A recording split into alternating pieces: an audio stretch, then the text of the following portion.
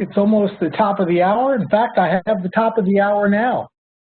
So let's go ahead and get started. Thank you for joining us. My name is Jason Marshall, and I'm McGraw-Hill's National Science Consultant. And with me today, I have Heather Farman, one of our great consultants from for our science department as well. Heather, would you like to say hello? Hi, everyone. Thanks so much for joining us. I will be running the chat, so feel free to chime in when you have questions. All right. Thank you, Heather. Well, we're going to go through our Inspire Science program, and if you're on the call, chances are you are an Inspire Science user. This webinar will last about 15 minutes or so. And in this webinar, we're going to cover K through 5 and also 6 through 8, and just some of the basic navigation for our platform, how to find stuff, how to send resources to students, what those students see when they're online, how do they send those back to you. So there's only so much we can cover in an hour, but we're going to try to cover as much ground as we can. And if you have any questions, feel free to put them in the chat. Heather will field them. She'll let me know when there's an opportunity to answer one of them, and then we'll try to answer a lot of them at the end. So let me dig right in.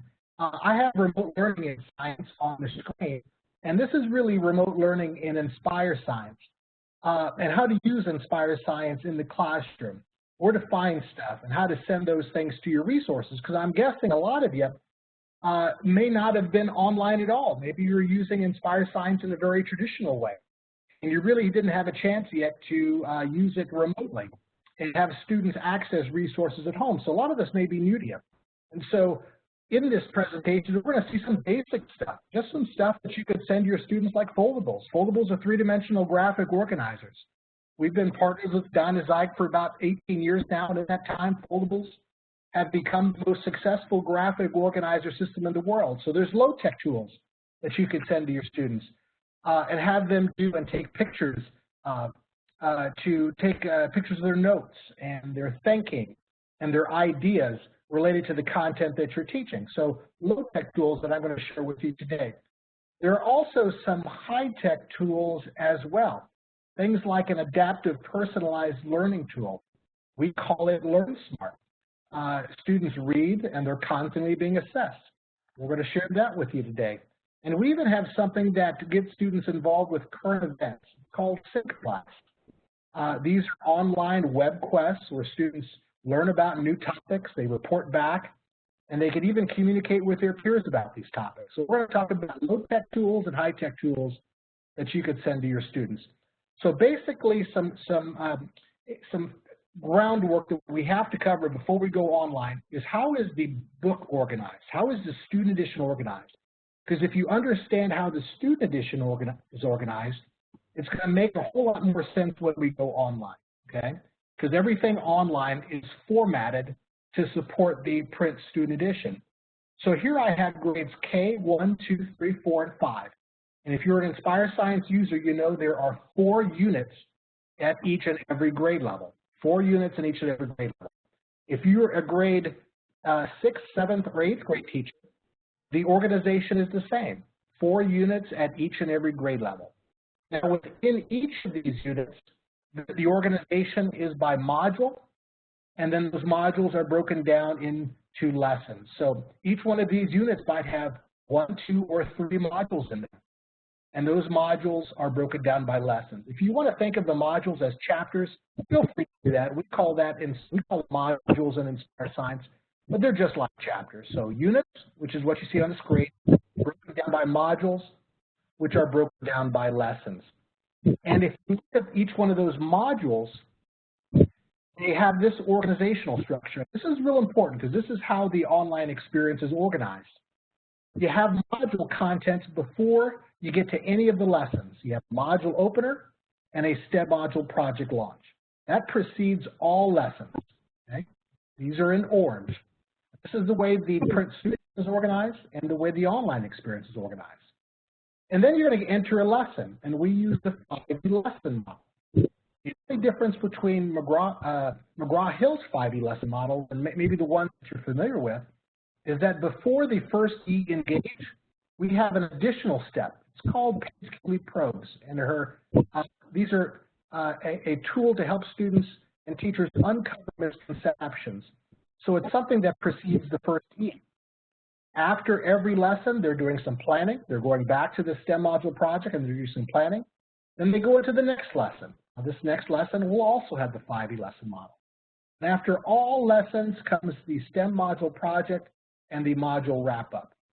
So think of it this way. The module opener precedes all lessons, and then there's a module project and wrap-up at the end of all lessons. And in between, there are these 5E lesson models with this additional step, which is a Page Keeley Probe. Okay? So this is the module structure, and this is exactly how the online experience will look like. To look a little bit closer, here's that 2-page module opener. And there's a phenomena that students have to look at. Okay? So it's 2-page module opener with a phenomena. Here's that STEM module project launch. So here students have an engineering challenge where they're creating a contraption that they can use to communicate using light or sound across the room. Okay? So those are the 2 module features preceding a lesson. Then we have the 5E lesson model with Page Keeley and her formative assessment probes. That formative assessment probe will always be in purple. It's in purple in print. It's also in purple online. So it's important to know those colors and those features before we go online. And then right after the Page Keeley probe, you'll find your lesson phenomena, which is an engage. It's typically a video. It might be an infographic. It might be an interactive, and that will launch the lesson from there. Big picture again before we go online. Module opener, STEM module project launch, then the lessons. Then after all lessons, we wrap up the module. So let's take a closer look online and see what all that looks like when we go onto the platform. So I'm opening up a screen, and what you should see is my class, Jason's fourth grade class. Now I also have a student class up and running. I'm going to toggle to that really fast. And that is Jim. Now Jim hasn't opened his class yet, but before long I'm going to take him into Jason's 4th grade class. So we will be able to see what it looks like on the student side and the teacher side. I'm toggling back to my teacher side. Here I am, Jason Marshall. Let me give you just some basic navigation for Inspire Science. We call this the dashboard screen. So the dashboard screen is the first thing students are going to see when they log in. And we know we're at the dashboard screen because our navigational tools over here are shaded with dashboard. Now I could hide these navigational tools by clicking on this icon in the upper left, and they will disappear. But why would I want to? I think if you use Inspire Science, you probably want to keep these open so you can see all the places that you could go. So some basic navigation I think that's important to know with remote learning is in the upper right-hand corner. Now here, when I put my cursor over my name, I have a location that says account, manage account, help, log out, teacher, and administrator. The 2 I'm going to point you to right now is manage account. Now, we're not going to talk a whole lot about Google Classroom today. That's probably another webinar for another day.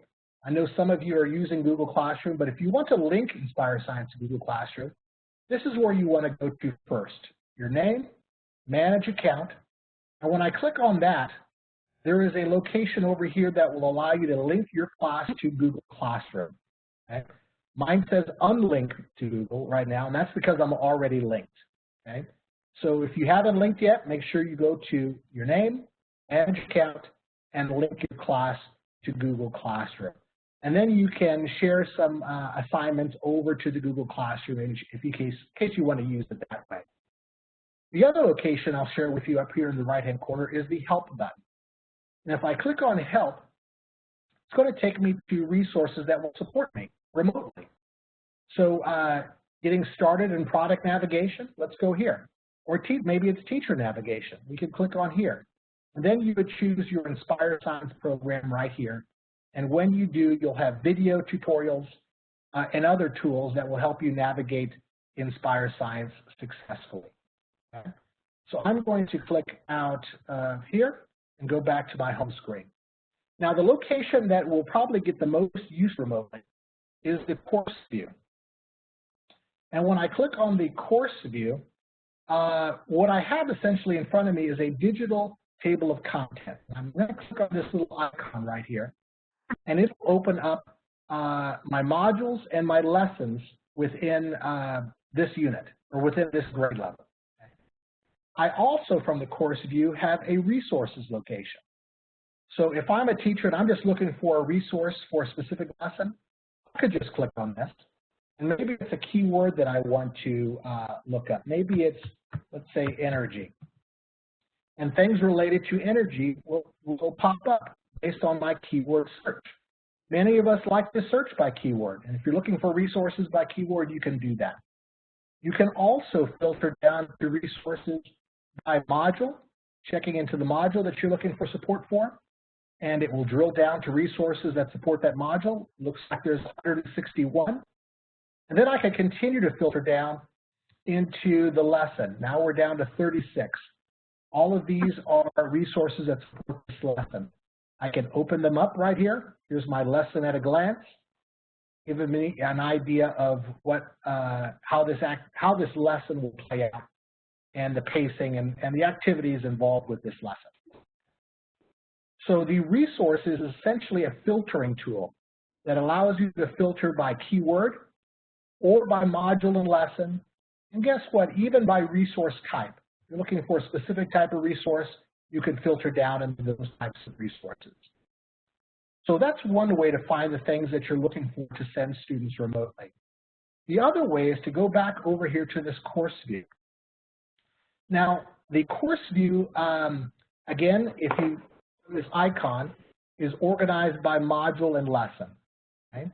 So let's take a look at a module and lesson. So we preceded this online tour by showing you in print what those locations look like. So I'm going to go to the module on energy and motion.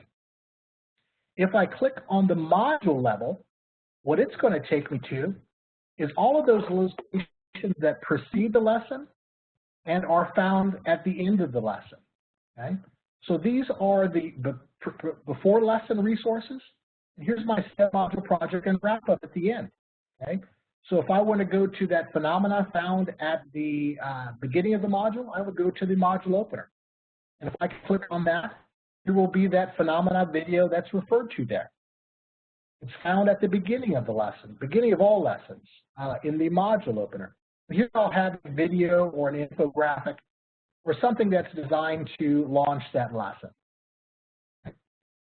Here I have one on a roller coaster, and it serves as the anchoring phenomena for this module. I found it right here at the module opener. Now when all lessons are done, I can come back here to the STEM module project, and here's the project that is found at the end, as well as the module wrap-up found at the end. Okay? Now, so these are resources at the module level that precede all lessons and are found at the end of all lessons. These are holistic module level support resources. But I bet many of you are going to drill down into the lesson that you happen to be teaching or want to support that day remotely. And maybe it's lesson 1, forces in motion. When I click on forces in motion, now we see that 5E lesson model that we saw before. And notice it's shaded appropriately as well. So that Page Keeley Probe, which is purple in the print resource, is also purple in the online resource. And each one of these locations has resources that you might want to use remotely. So maybe I want to use this Page Keeley Probe. So I'm going to click on this Page Keeley Probe just to preview it as a teacher. And as a teacher, I might look at it, and first it's going to tell me the situation.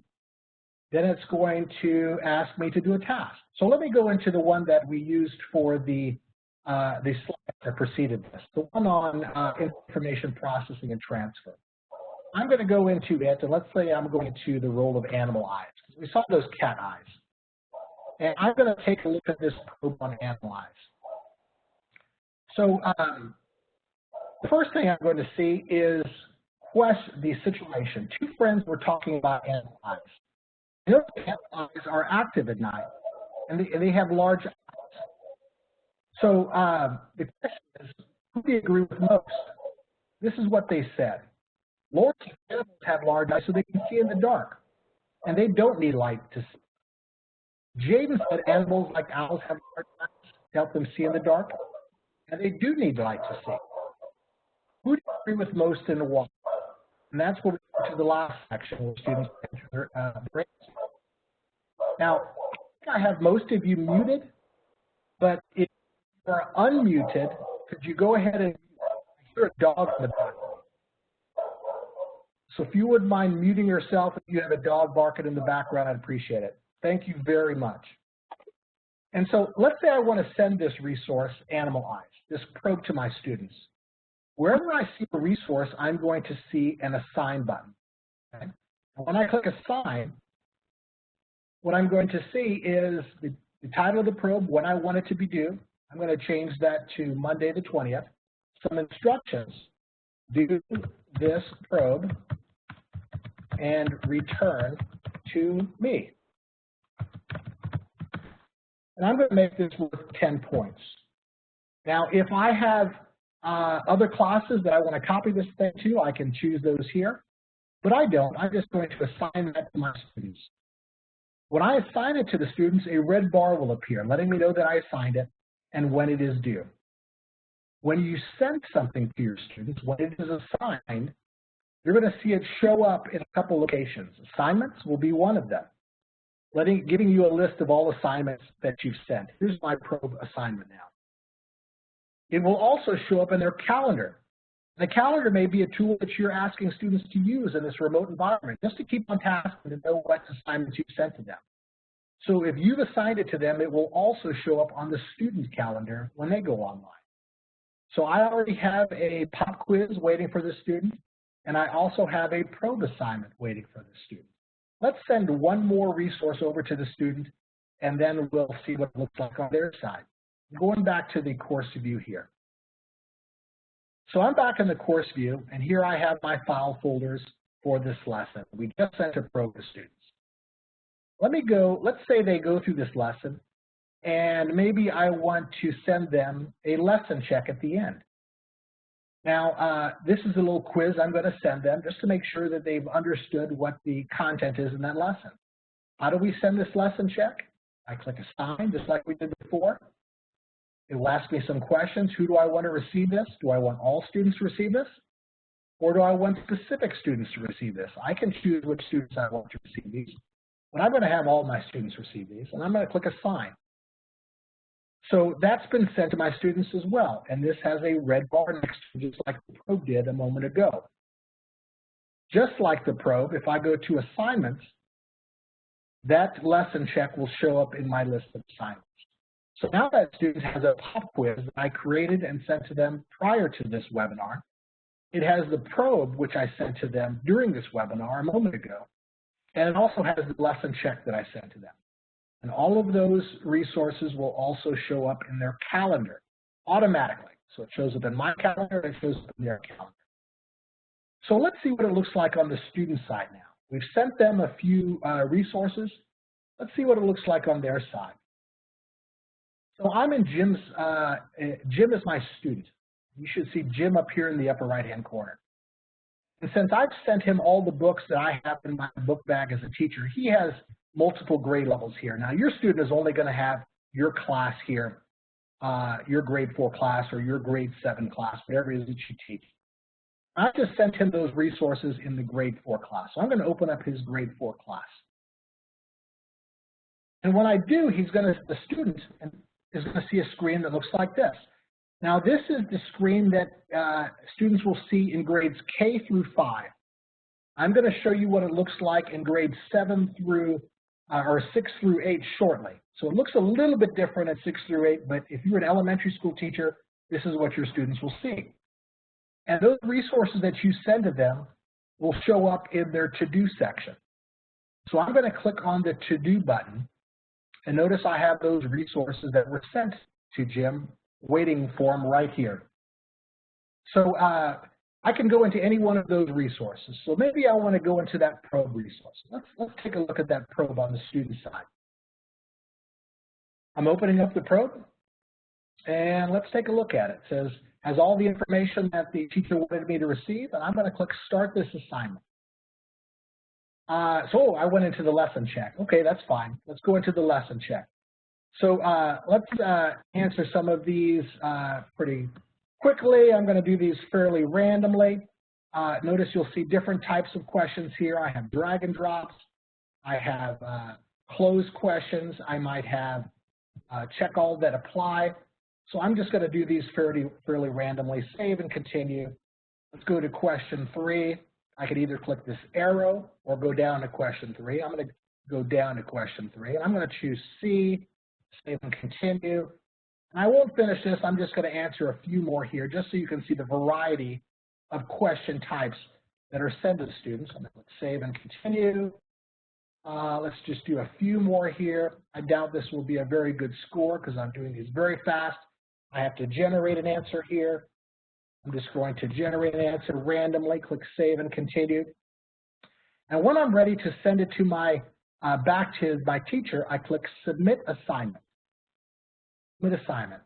And when I do that, it will tell me that I have some incomplete questions. Just to make sure I'm ready to collect this assignment. I am ready. I'm going to click submit assignment. And so that's been sent back to my teacher. It has been submitted. I've sent one of those assignments in. And notice in my to-do section, that is gone. That lesson check is gone. It now shows up in past work. Here's that lesson check that we submitted. Let's do another assignment here, just to get some work back to my teacher. Let's go to that probe, which I initially meant to send to my teacher. I'm going to open it up. Here's that a probe assignment. Here's my instructions I gave to my students. I open up that probe, and let's take a look at it.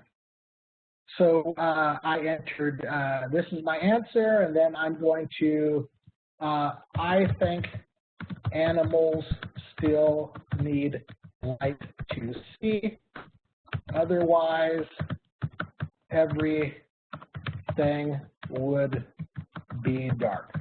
Whatever a student might say in their explanation. I'm going to say done.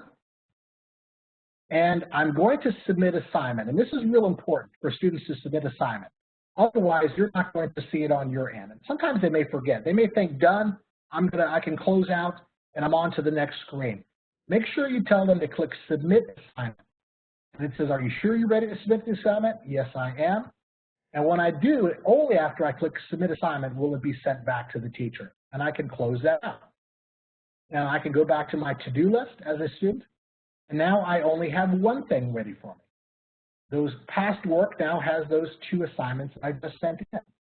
If I go to do, let's finish that last thing waiting for me, and then we'll go back to the teacher side.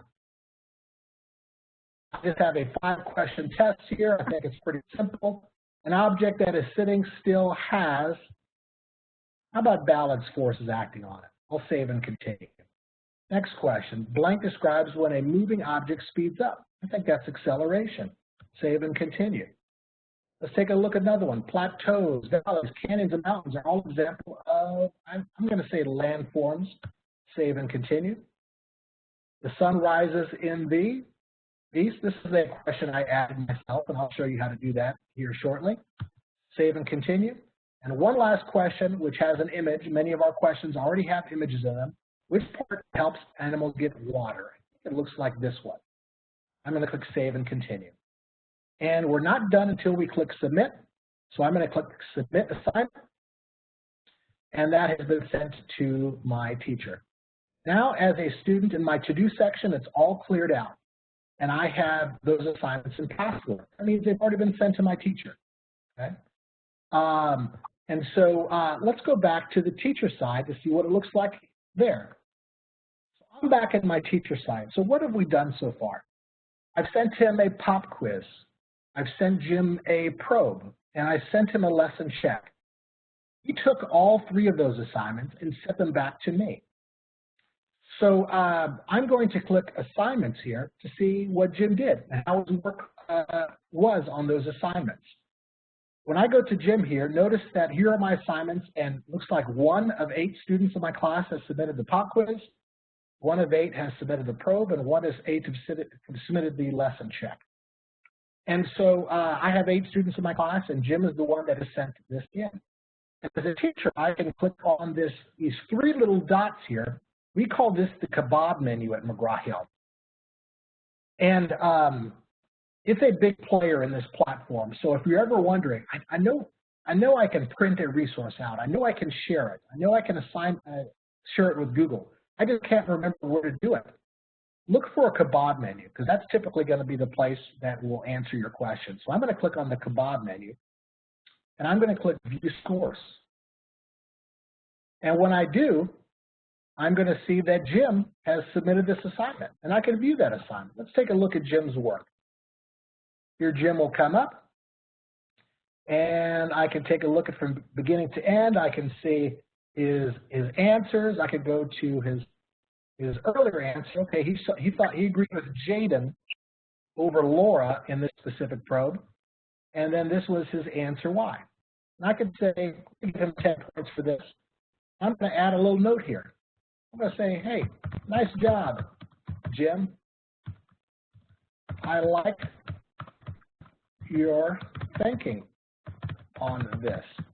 Now read and find evidence. So the probe is designed to be used at the beginning of the lesson. Then students launch into the lesson to see if their answer was correct or incorrect. So I've gone in and I've scored Jim's assignment, and I've sent a little note back to him that he will see when he logs in.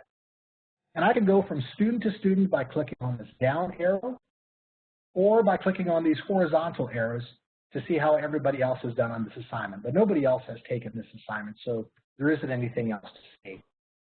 If I go into my lesson check, let's say that lesson check that I sent, again, I could go to the kebab menu and view scores to see how students did on this assignment. Only Jim has taken this test, and I can view that score sheet to see how he did on that assessment. Now, the lesson check, I think I did fairly well on. Let's see here. No, not so well. That's not the one here. I've got answer 4, I answered correctly. Answer 5, I answered correctly.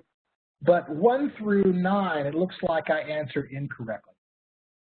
And I can go from student to student and see how every student did on this assignment.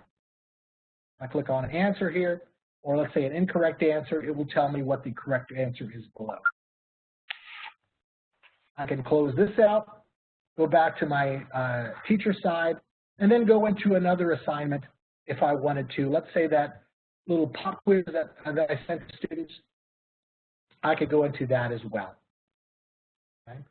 So sending resources to your students is as easy as going to the course view, finding the resource that you want to send to students, clicking on the Assign button, and then filling out the fields that come into play, the due date, the instructions, and then click Assign. Now, what about quizzes? What about tests? How do I send those to my students? And do I have to create my own on my own? No, you don't. If I go to Assessments, this Inspire Science platform has pre-made tests waiting for you. So here are my modules in my program. And let's say I'm in Energy and Motion. I can click on this module. And already waiting for me are a pre-test, lesson checks, and a post-test. If I click on this lesson check, notice I have the kebab menu here. I could choose to either print this out or assign it. Now, if you're using this remotely, you're probably going to assign it. And when I do, the fields will come up. I'll choose a due date, just like we did before. I'm going to choose the 23rd. Do I want to share with Google Classroom? I could choose to share with Google Classroom here. And I'm going to choose share with Google Classroom just to show you just quickly how that looks. We're not going to go in any depth, but I'm just going to show you quickly how that looks.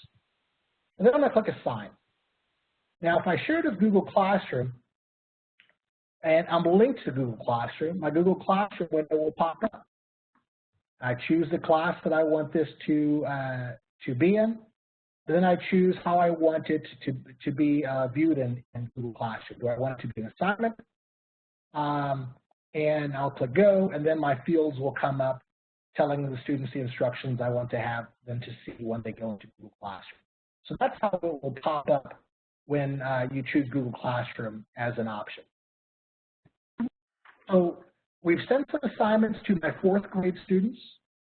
We've gone on the student side to see what they looks like in my to-do list, and we've sent them back. And then we've seen how we can view scores on the teacher side to see how students performed on those assignments.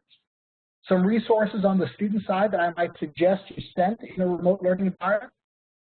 One is leveled readers. Leveled readers are great resources to send as we're teaching remotely. I go to my module level. I have a location called a module library. Okay? Right here is one of my file folders, module library. And in that module library, I'm going to have a lot of resources I could choose to send to students. STEM connections. And here I have leveled readers. Leveled readers are in 4 different reading levels. Orange is approaching level, blue is on level, green is beyond level, purple is ELL. If I open one of these level readers, it's going to have both a fiction and nonfiction component. And it's a short little read that students can read while they're at home alone. Okay? So I could send this to my students as an assignment. They could even click on this audio button and have it read to them. Okay? So this is a great resource to send to students remotely. What's also really nice about these level readers is that at the end, there's a focus on science feature. So this is a little activity that you could ask students to do remotely. A little activity that you could ask them to do and then send back to you. And how do I assign this level reader? Just like we assigned everything else so far, click Assign, and then fill out the appropriate fields once that comes out. Okay? Hey, Jason. So that's a resource to send in this remote learning environment. Jason, can you hear me? There are resources that you'll find at the module and lesson level. Let's take a look at a few. If I go to module planning resources and scroll down, or not module planning. Yes. Hey, Jason. Hey, it's Heather. We're getting several questions. There are probably users on here that have Glentel and ConnectEd, so they don't see exactly what you see, so I just wanted you to address why this looks a little bit different than what some might have. In ConnectEd? Right. Some of our participants have ConnectEd and not what you're showing, and so they're a little confused. So some people may be using Science a Closer Look or iScience instead of Inspire. I see. Well, this is a platform for our Inspire Science program, and we have another platform for our ConnectEd platform that I can show you as well. Well, Jason, what I'll do for the audience is when I send out the recording for this session, we also have a couple of trainings that we have for iScience, and I can send that as well, which will more reflect what some of them are using. That sounds perfect. And actually, at the end of this call, I'll show you where some of those are, and you can locate them there. But yeah, sorry for the confusion. This is our Inspire Science platform. And if you're an iScience user or a Closer Look user, the platform does look a little bit different. But we've got some videos that will have a tour just like the one I'm doing right now that shows you how to navigate that site remotely if you're a ConnectEd user using iScience or a Closer Look. So, so far we've been in grade 4. Let's take a look at a little bit at grade 7, okay, and see any differences or similarities. So I'm still my teacher side, Jason Marshall, and I'm going to go to my grade 7 class. And some of you might be middle school Inspire Science users.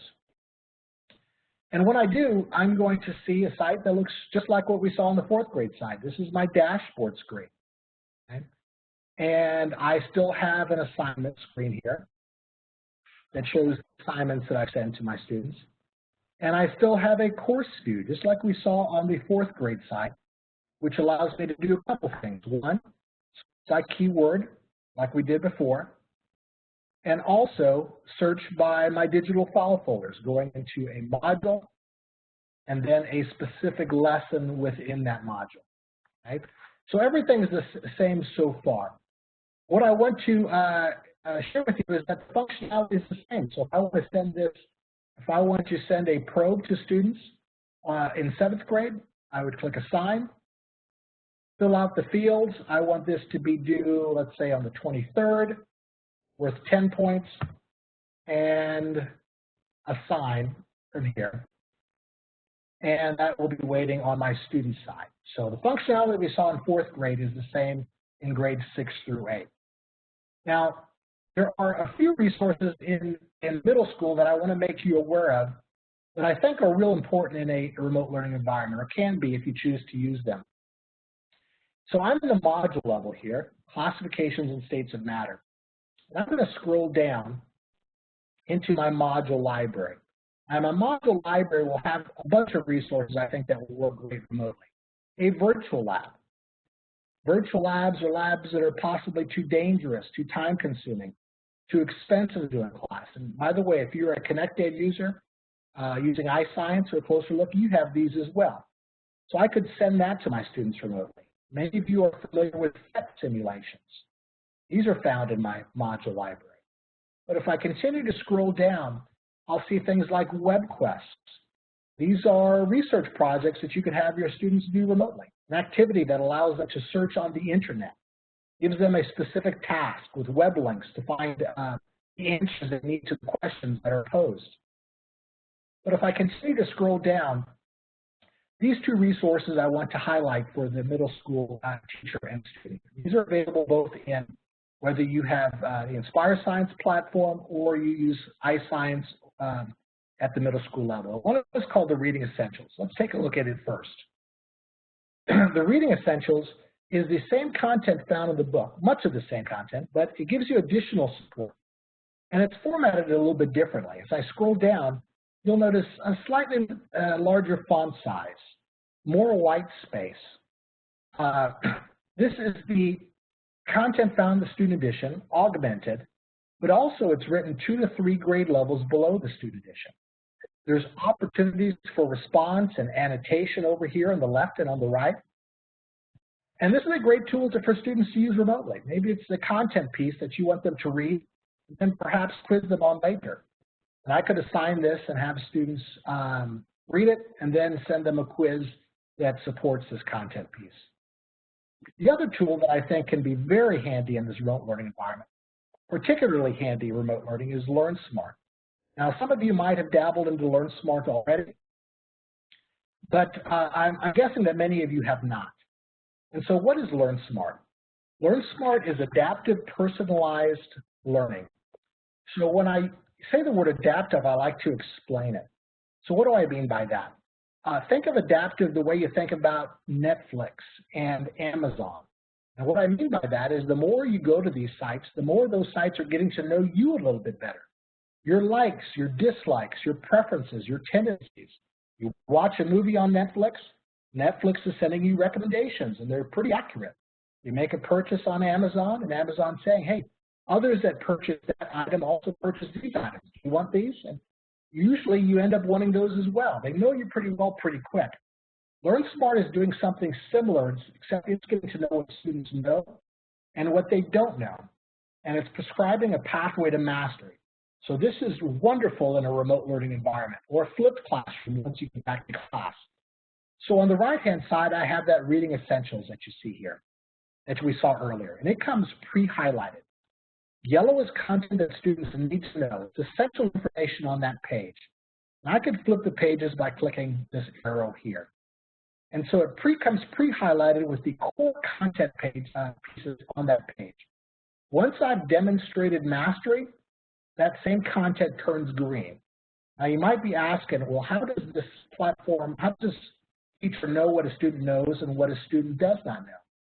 Well, after they've read enough to be assessed on this reading, this little icon right over here that says practice will start blinking blue.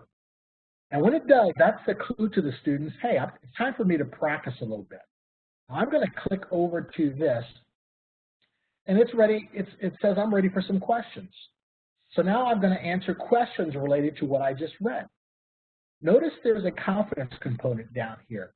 LearnSmart is taking many factors into account. Whether you know this answer, that's obviously important, but also how confident you are, how long it takes you to say how confident you are. There are even within the program what they call algorithms that determine, with all information available, when you're most likely to forget this question or anything like it. And it will recycle questions when it thinks, you know what, it's time to refresh the student's memory on content that we learned last week. So I'm going to say I'm unsure on this question. Okay? Which factors are affected by adding energy to a substance? Element ratio, volume, kinetic energy, and mass. I'm just going to click element ratio and click submit. Now it will tell me that I got that right or wrong, and it'll also give me an opportunity to read about it. So at any time when students are answering this question, if they need to sneak a peek into the reading, they can. And it will direct them right back into the reading essentials where they can get support for this particular question. So the way I'd think about LearnSmart is a study tool that helps students on their pathway to mastery. Don't think of it as an assessment tool. We have one of those in our platforms. This is a study tool where they can read and they can practice questions, and they can do both in tandem, read and practice, so that they can master the content that you send to them. It is a dynamic, interactive textbook. And on the paper side, we're able to generate reports to see how students have done, and what they've mastered and what they haven't mastered if they've been on the experience. And this is something I want to send to my students.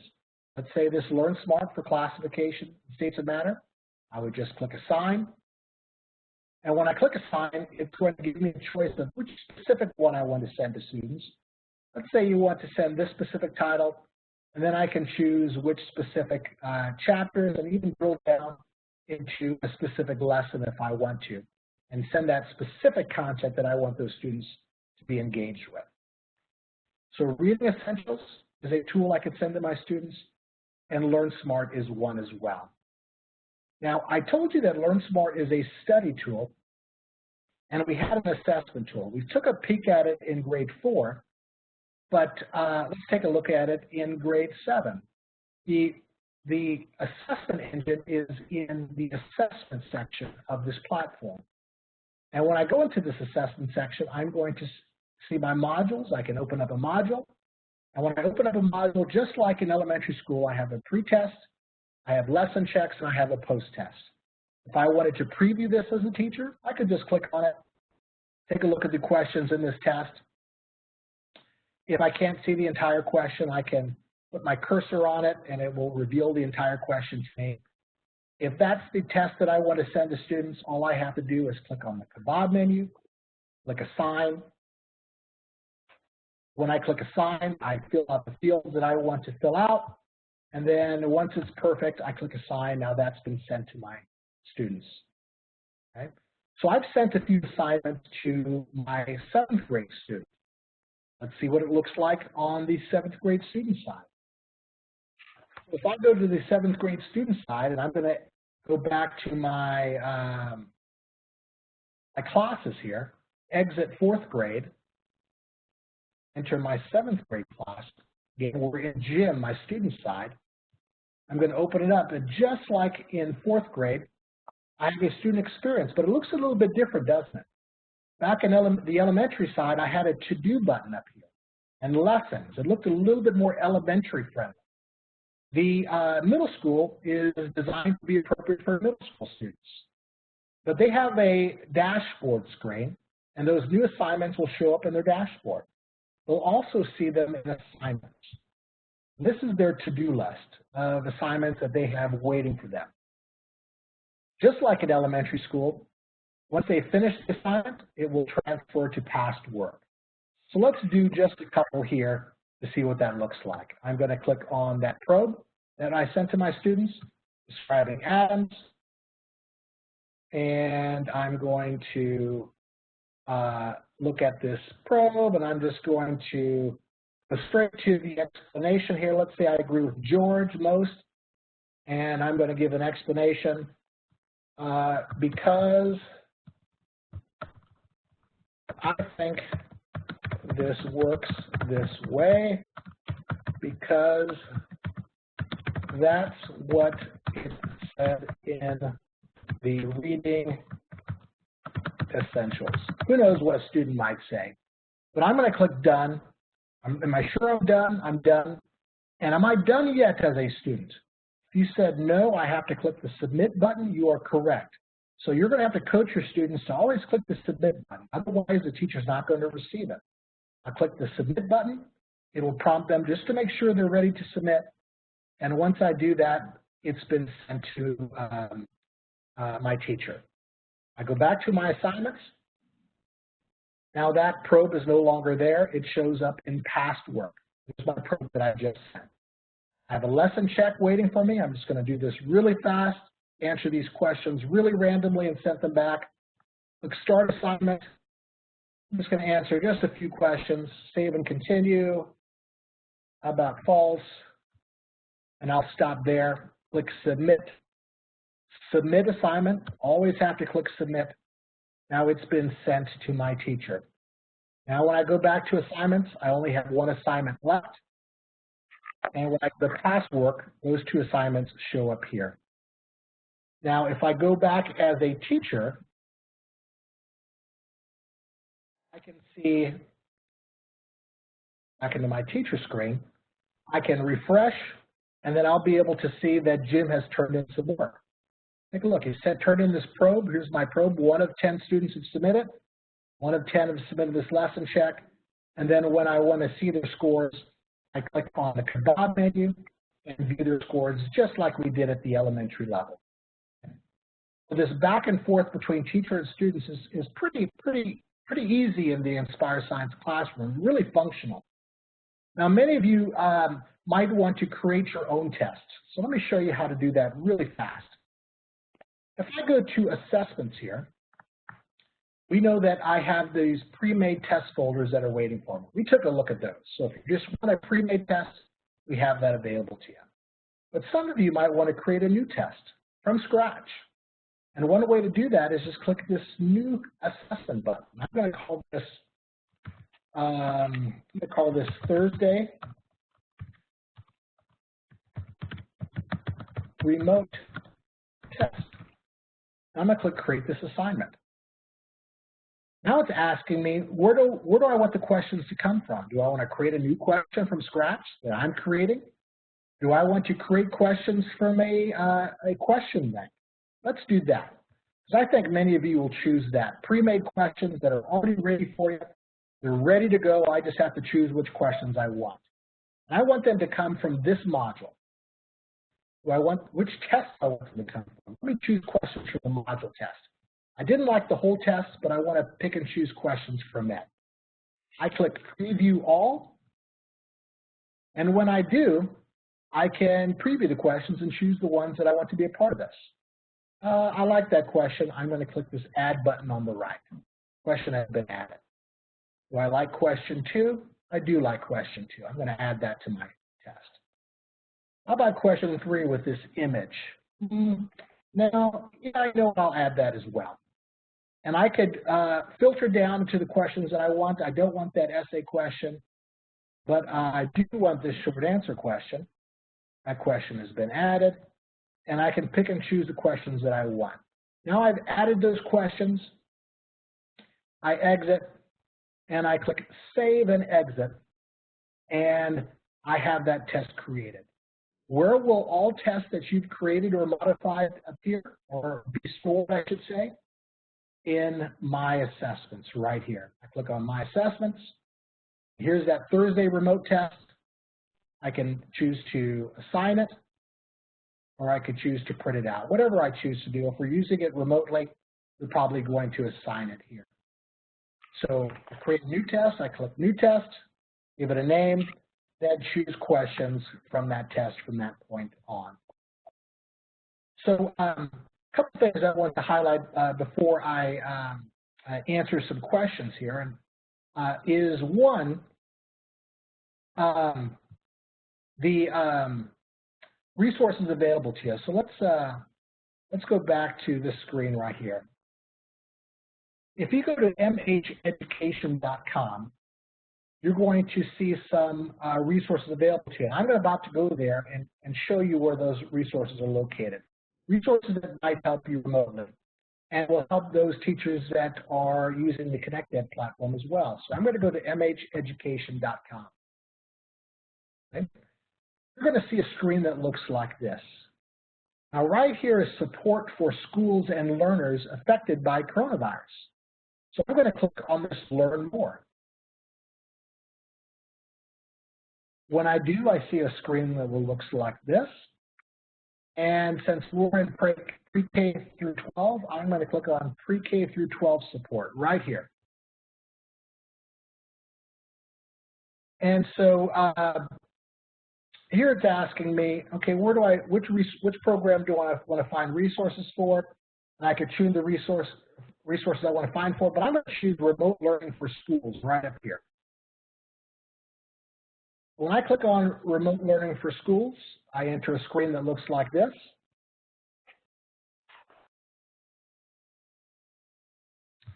And I can find the tools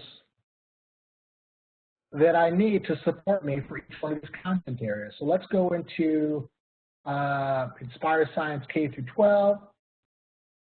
And I've got different reports here. I've got virtual learning. I've got some digital help. I've got support for Inspire Science here. So this is a location that will have a lot of the resources that might help you remotely after this call.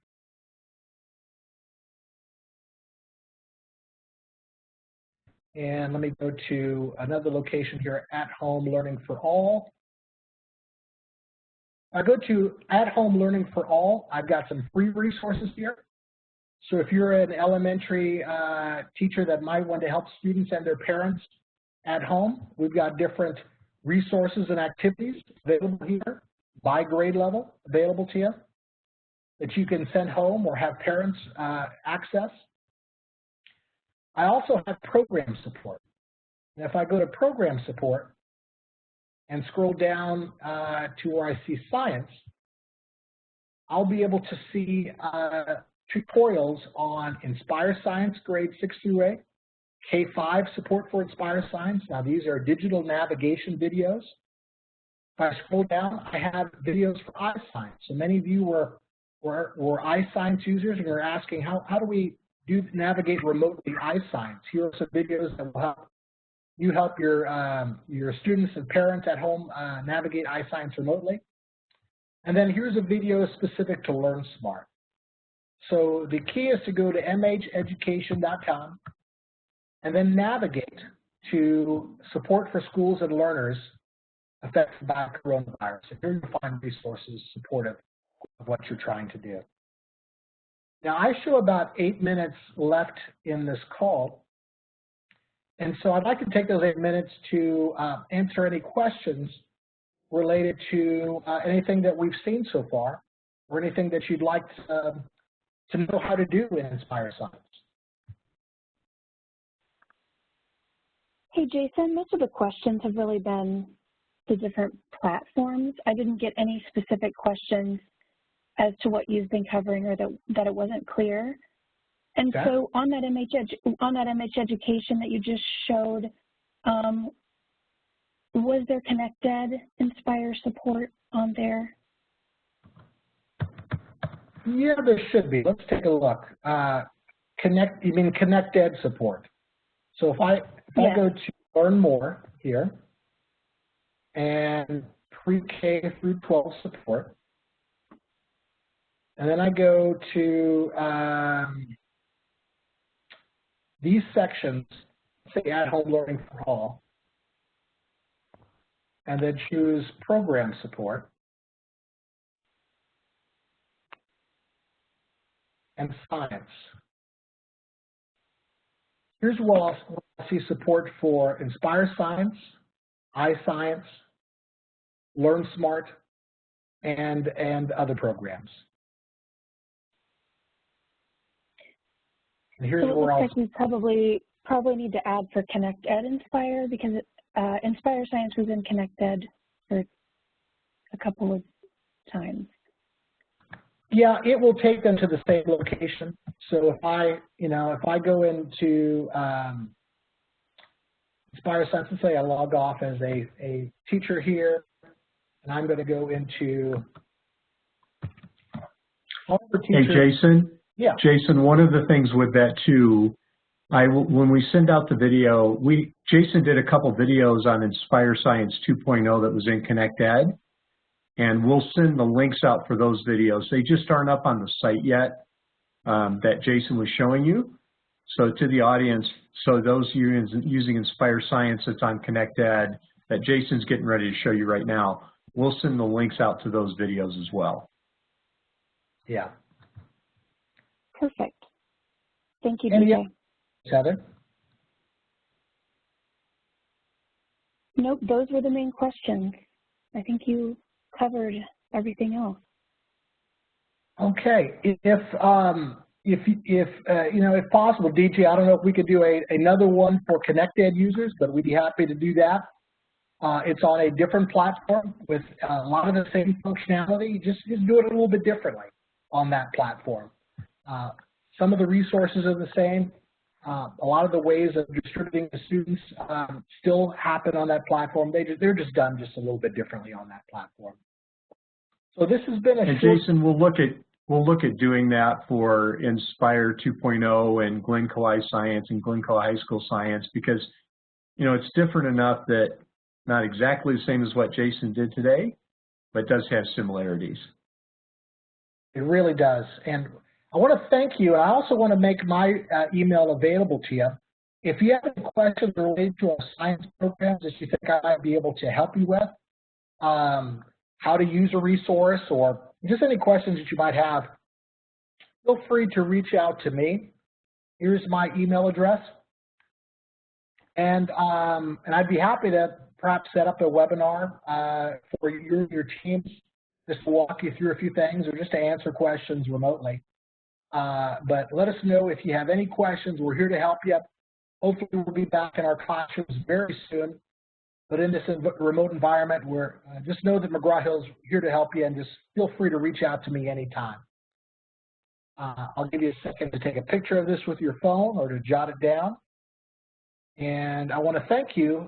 We're going to have another webinar of this type next week. If a colleague would like to join it and you're an Inspire Science user, feel free to tell them about it, and we look forward to visiting with them.